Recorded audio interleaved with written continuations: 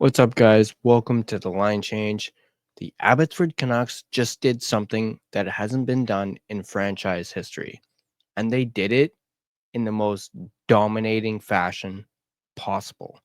Game 5 against Colorado wasn't just about advancing to the Western Conference Final, it was about proving that this organization has built something special from top to bottom. If you're wondering how a team that many counted out earlier this season is now 4 wins away from advancing to the Calder Cup final, you're in exactly the right place.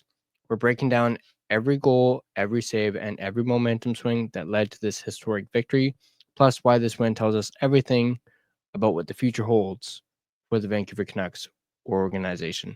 Let's go ahead and break down Game 5 between the Abbotsford Canucks and the Colorado Eagles.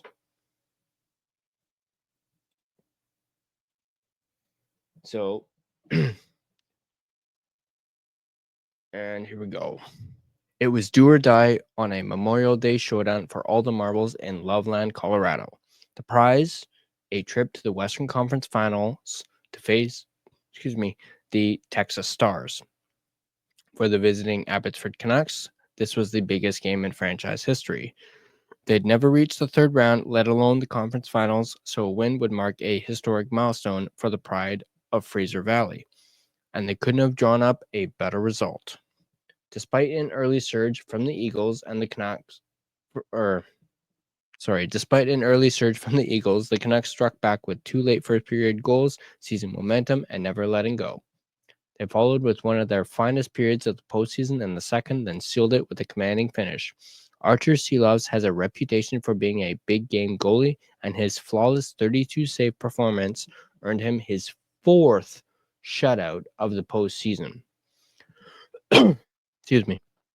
From saves, goals, penalty kills, power play goals, and block shots, this was a full team effort for their biggest win in franchise history. Let's dive into how it all unfolded. As we usually do, let's take a look at the starting lineup for this game.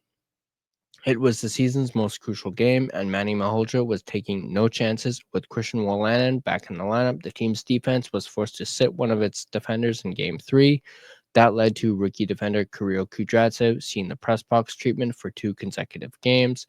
In that time, his ability to move the puck became incredibly missed, as the team had struggled with transition since scratching their prize rookie. He returned with Akito Hirose sliding out as the odd man.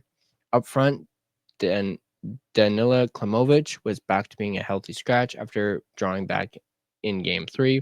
He took an undisciplined penalty at the end of the second period of Game 4, resulting in a late goal for Colorado and a stranglehold on the game.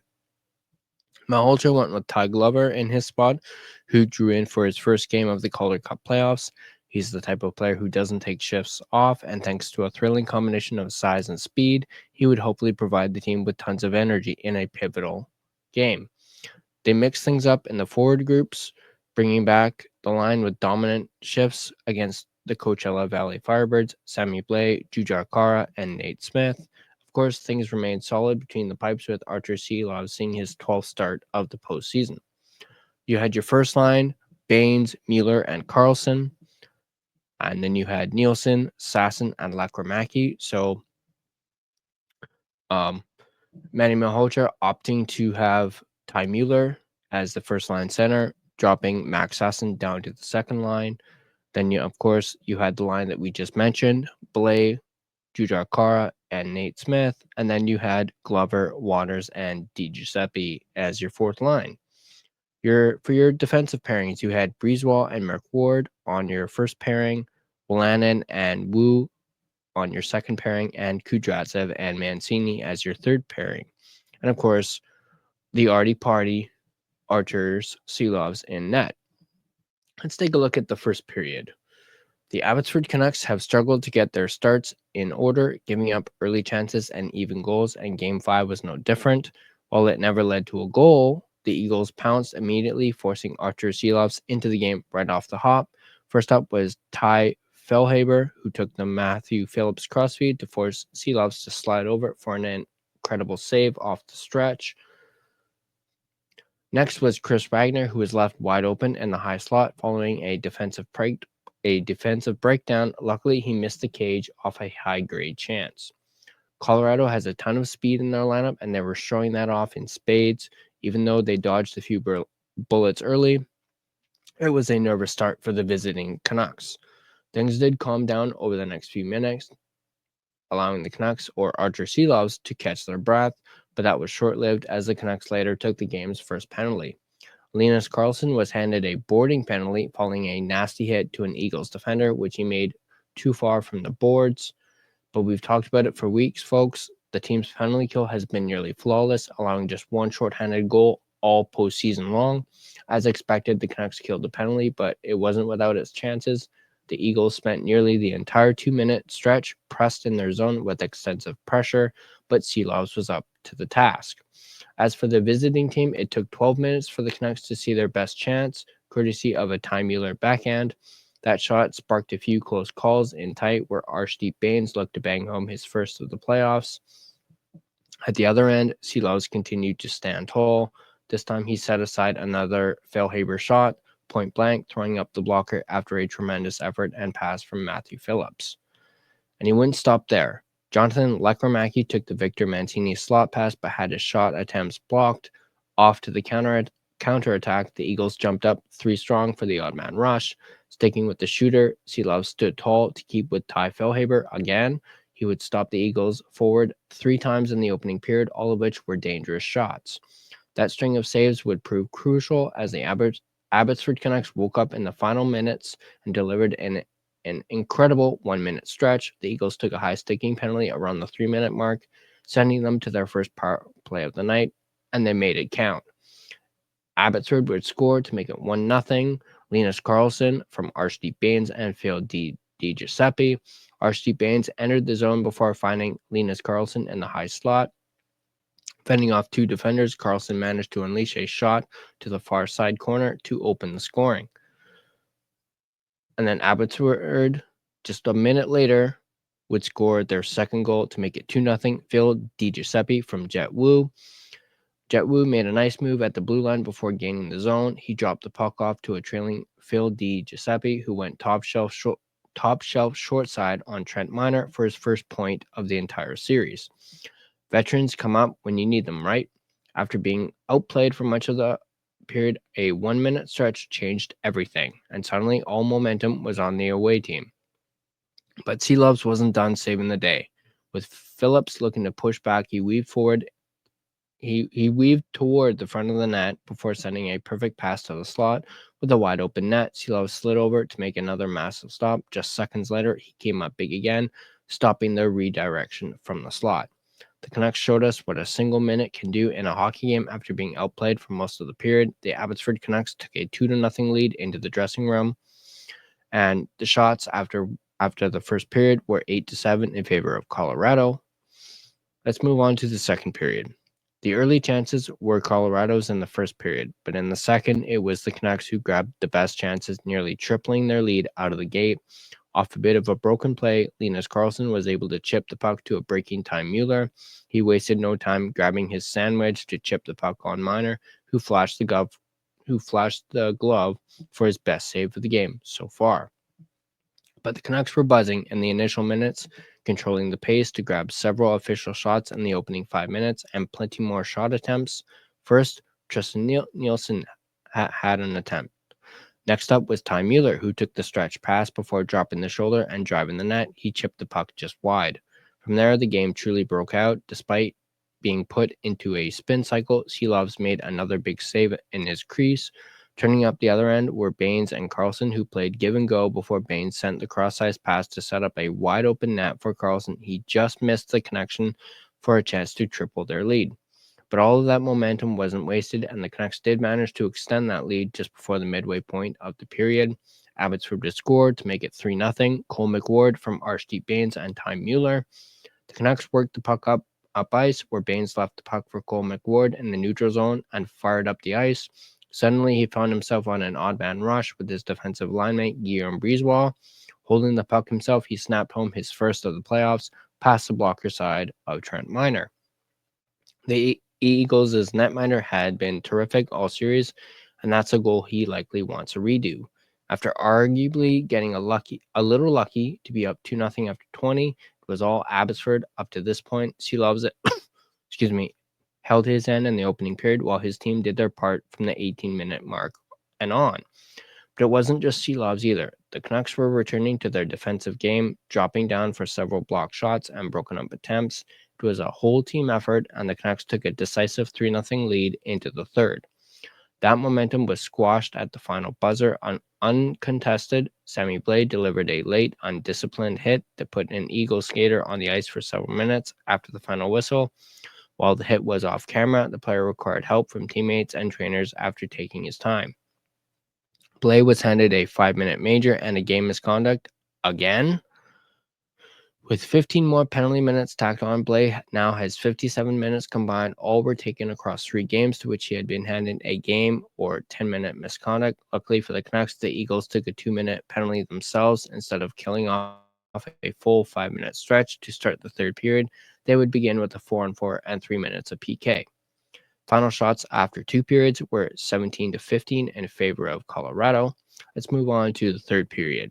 The Canucks would count their lucky stars that the Eagles took that retaliatory penalty as the period began with a 4-on-4 stretch, as we mentioned, and it started with a bang.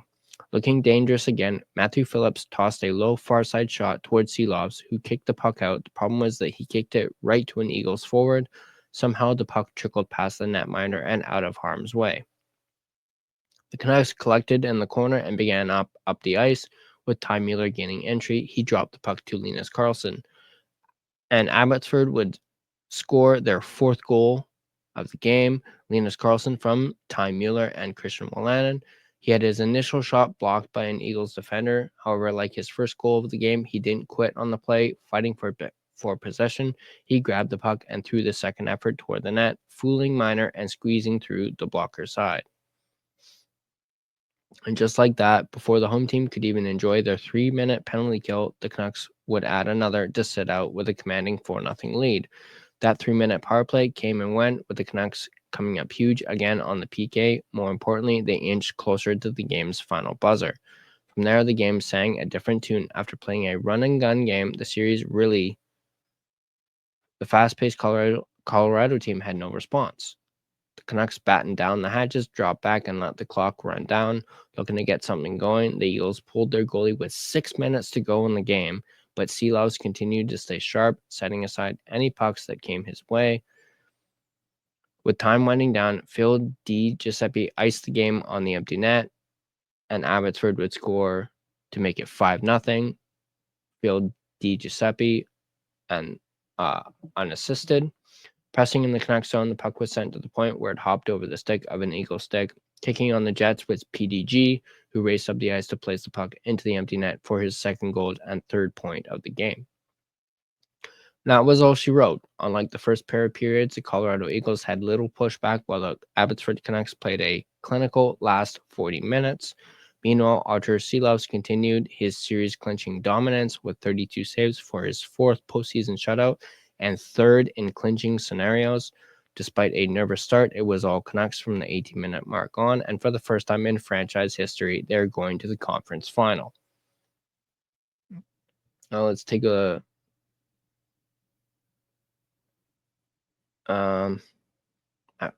never mind. I thought they had ice times, but they don't.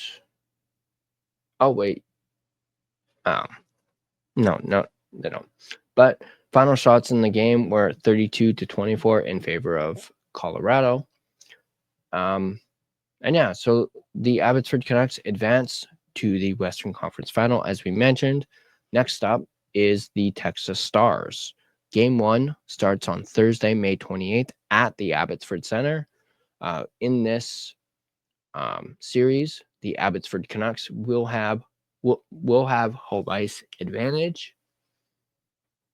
Games 1 and 2 will be at home. Games 3, 4, and 5 will be in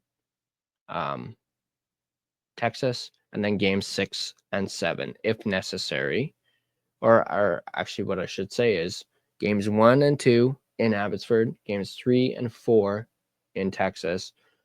Games 5, 6, and 5. Game 5 will be in Texas if necessary. And then as well as Game 6 and Game 7 will be in Abbotsford, both if necessary. But let me take a look at read out the schedule. So Game 1, as I mentioned, Thursday, May 29th.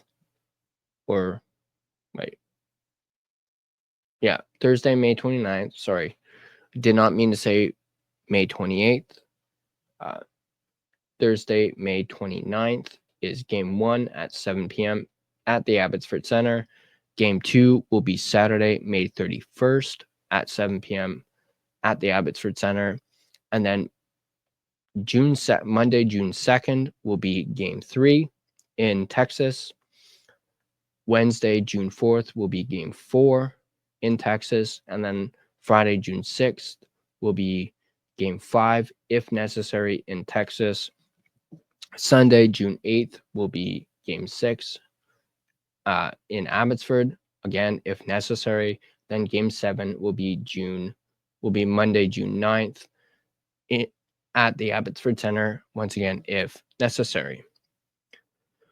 So that's going to do it for this game recap for the Abbotsford Canucks. Once again, the Abbotsford Canucks advanced to the Western Conference Final for the first time in franchise history. And I am, without a doubt, completely pumped for this. Obviously, this playoff run has given me some great content, and I've been covering Abby throughout this entire playoff run. And it's just great to have, some, I guess, playoff hockey involving the Canucks to some capacity, despite the Vancouver Canucks having not made the playoffs. But hey, Abby made it, and they're now going to the Western Conference Final. So I think everyone should jump on the Abby bandwagon if you haven't already, because these guys are the real deal as they get set for their Western Conference Final showdown with the Texas Stars. And what can I say about Artur Silovs? He's looking like the Artie of last year's playoffs. He's now, as I mentioned, 4 shutouts now in this postseason, 3 of them being in series clinching games. And he's making a believer out of me once again. So let me know in the comment section down below what your guys' thoughts are on this Abbotsford playoff run and the fact that we're going to the Western Conference Final for the very first time. And what are your guys' thoughts on Artur Silovs and how he's been performing throughout this playoffs? And who would you say has been the MVP for the Abbotsford Canucks up until this point during this playoff run? Let me know in the comment section down below. And as always, if you guys like this video, go ahead and hit that like button. And if you want to stay up to date on all your Vancouver Canucks as well as your Abbotsford Canucks content, be sure to smash that subscribe button and turn on your notifications. That way you don't miss a single video. You can find us on social media. On Facebook, just search The Line Change to find our Facebook page. Find us on Instagram at The Line Change. You can find us on Twitter /X at LineChangeVan. You can also find us on TikTok at the.line.change.po. Feel free to give us a follow on all of our social media platforms. And of course, if you prefer an audio version of this podcast, you can find us on both Spotify and Apple Podcasts. On Spotify, feel free to give us a follow on there, as well as rate and review us. It is, of course, greatly appreciated. Now, Thursday, as I mentioned, is Game 1 of the Western Conference Final. And yeah, I will be doing a recap. Friday will be when I post my recap, as I'll be busy on Thursday, so I won't be able to catch the game. But I will be, keeping up on it, checking Twitter, seeing how the score is. And I also got something happening on Thursday which I will let you guys know soon, but it's something pretty big. And that's going to do it for this video. As always, as always, go Canucks go, and I'll see you guys in the next video.